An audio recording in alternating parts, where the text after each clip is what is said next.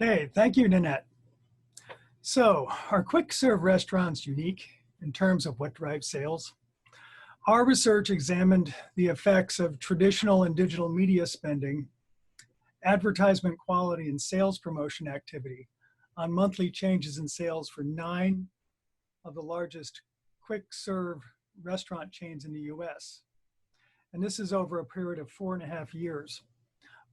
During this time, these 9 chains represented about 85% of the sales revenue for the quick serve industry.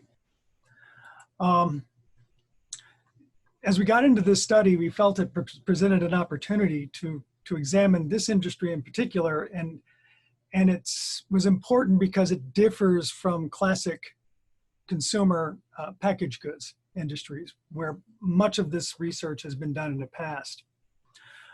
Looking at both ad spending and ad quality across the industry is rare. And so we kind of get a unique perspective pertaining to ad spending and creative quality. We also had the opportunity to examine the impact of sales promotions, which are used heavily in the QSR industry. The sales promotions activity among the brands included in this study were responsible for driving anywhere from 19 to 40% of individual restaurant traffic. So let's take a look at the data used in this study, which is seen on the next slide. Okay, well, back one slide. We brought together 4 data sets from prominent research providers to understand the relationship between advertising execution quality, media spending, sales promotion, and changes in monthly sales revenue. We obtained the ad quality data from Ameritest, a rather well-known advertising research firm, and used their advertising performance index scores for TV ads aired by the 9 restaurant brands. This was used to create a monthly quality score. Ameritest's API is a composite measure that captures 2 dimensions of branded attention and motivation performance for individual ad executions. And this is with the relevant target audiences, what they were looking at. Next, monthly sales data and sales promotion activity were obtained from the MPD group. This data also included consumer behavior and attitude measures, restaurant traffic visits, spending activity, and promotional usage. And then the traditional and digital advertising data came from Kantar Media, and we took their spending data and turned it into a share of voice measure for our set of 9 quick serve restaurants. Finally, we did capture some general economic activity indicators related to the restaurant industry, which came from the Restaurant Industry Association. So briefly, we'll talk about the study goal and our research approach, which is the goal of this research, as we intimated before, was to provide a more complete view of the identified variables effects in an industry that uses a lot of advertising and a lot of promotion. And what it does is it helps us to get a view of our marketing communications activity and help us understand what's happening in a consumer services sector as opposed to packaged goods, and give us a better understanding of marketing communications mix overall. We used regression analysis to investigate factors contributing to monthly changes in sales. As I had mentioned, the ad performance index investigated the influence of television execution quality. Share of voice was used as an explanatory variable. And the reason we used the share of voice was to capture that relative effect in the marketplace that you don't get if you're just looking at raw spending. And we did this for each of 5 different media categories: television, radio, print, outdoor, and digital, which included internet display and search. The sales promotion activity here was a little different. It was capturing the percentage of restaurant brand traffic that resulted in a purchase using either menu-based promotions or classic sales promotions. Two control variables were used to account for activity beyond the immediate effects of the brand level marketing communication variables.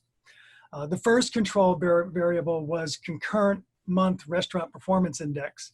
And this is an index that was created by the Restaurant Association, and it's used to account for the variance due to economic factors affecting all companies within the restaurant industry. So it's calculated monthly, and it also helped us to account for some variance due to trends over time in this study. A second control variable was the prior month's total brand share of voice. This is all media. And this lagged control variable was used in the model to account for longer term effects due to QSR brand advertising. So what did we find? Our first result is presented on the next slide. Nope. Actually, I think we need to go back one. Thank you. Yep. Back one more. Thank you. Looking at the results, we found that traditional media ad share of voice is key for this industry.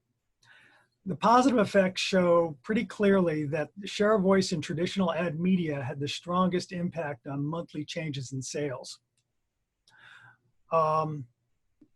As we look more deeply at the ad share of voice by media for the different brands, we found that TV and print shares had the strongest effects. We were not surprised to see the TV share effect. However, the print media share effect was unexpected. A closer examination revealed that the actual dollar volume of print compared to television was quite small, but it's the individual brand share of print relative to the other brands in the industry that really matters here. As part of our analysis, we also took a look at our industry with and without the market leader.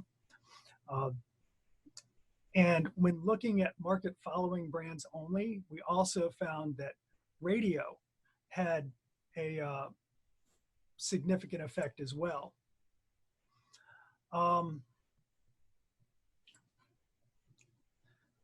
Another notable finding that we had in our study was that the digital ad share of voice, which really was just internet display and search, did not have any statistically significant impact on change in sales. So now Mark will review our remaining results and provide our final thoughts. Thanks, Lanny. Hello to everybody. We saw in the last slide that ad share is strongly related to changes in sales, particularly for the 8 non-leader QSR brands. We now turn our attention to ad quality on the next slide.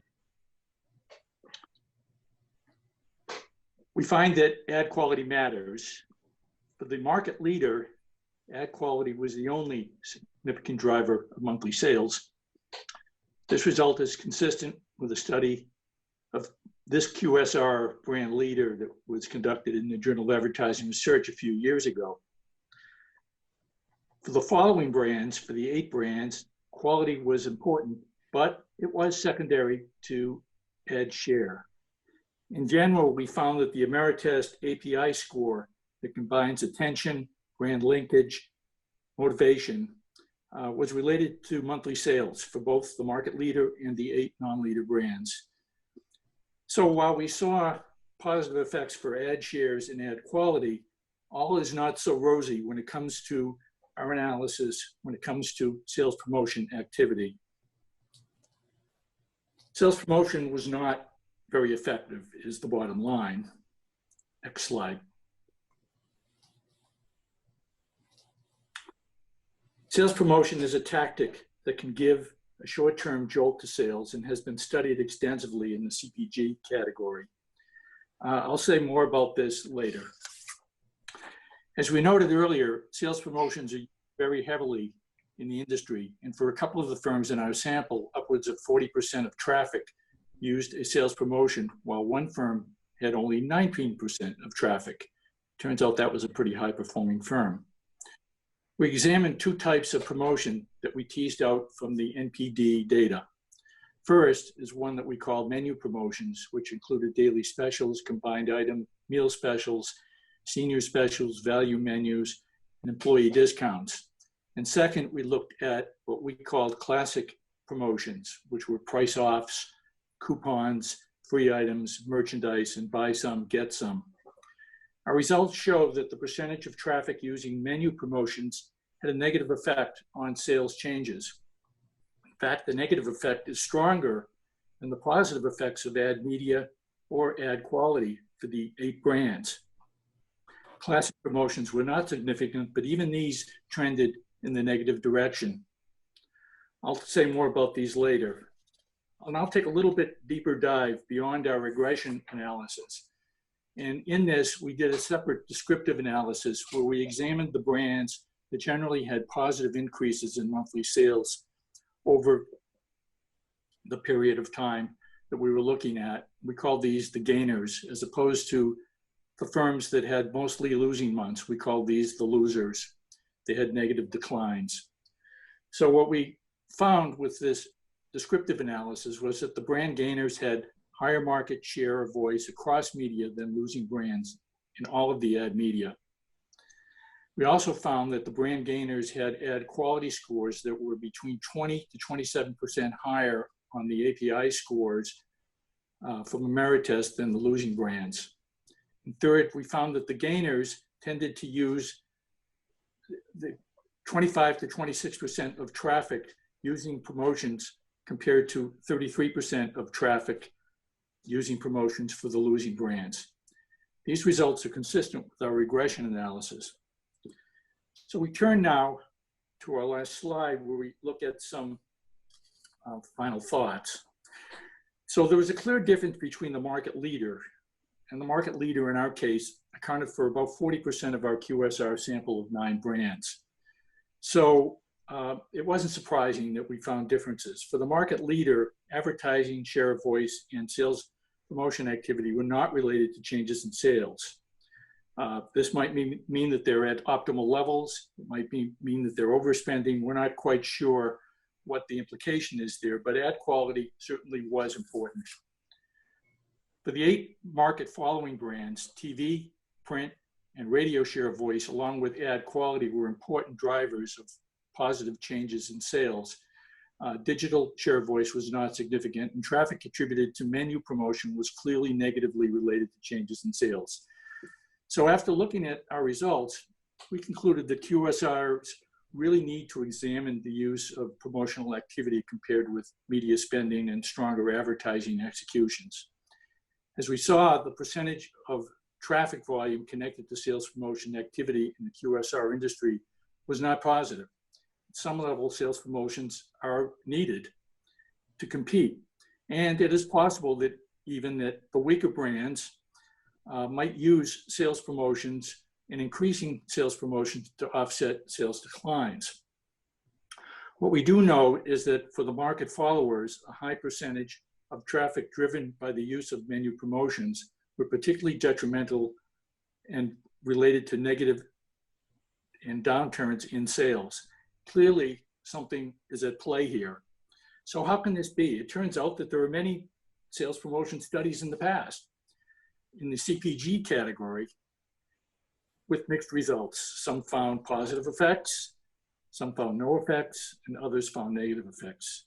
Generally speaking, sales promotions designed to give a positive bump that has been attributed to a pantry effect, an inventory effect, with customers reacting to a price discount and stocking up on soup or paper towels on special, but basically stealing sales from the future. Some have argued that this rise in sales is artificial, that it's harmful to profits, and may even be harmful and undermine brand strength. But unlike CPGs, QSRs are perishable products that do not lend themselves to an inventory effect with customers that fill their freezers with Whoppers or fish fillets or French fries. It just doesn't happen. Any bump would have to occur in the store or very close to a purchase. Absent the home inventory effect that's found in CPG, which is the bump in sales, in QSRs, it's different. They're a different animal. And the sales promotion effect and whether they are being used effectively really is not clear cut. Our results suggest it should be studied further. So looking at our study and putting it in context, our study is not looking at individual brand behavior, but aggregate behavior. Our study is a 1,000-foot look at ad shares, ad quality, promotional activity. We did an econometric study combining large data sets from very different sources. This is much like big epidemiology studies that we're hearing so much about. That my son, who, by the way, is much smarter than I am, is an epidemiologist and disease researcher. And he's studying things like COVID and flu and pneumonia and Legionnaires. And rather than looking at sales, they're looking at disease transmissions and vaccine efficacy. But he too combines large data sets that are very disparate, like travel patterns or social distance or demographics or presence of rivers or wells, to look at patterns of disease. His work, like ours, is very broad level analysis, looking at relationships that may not turn out to be causal. So if we've heard much recently about establishing causality in the medical field, and the gold standard there is controlled studies. And the results of our econometric analysis suggest, but doesn't prove cause and effect, but it does point to looking more carefully at the effects we are observing, possibly in more micro and company-specific controlled experiments. Such work, we think, should help guide sales promotion and advertising resource decisions.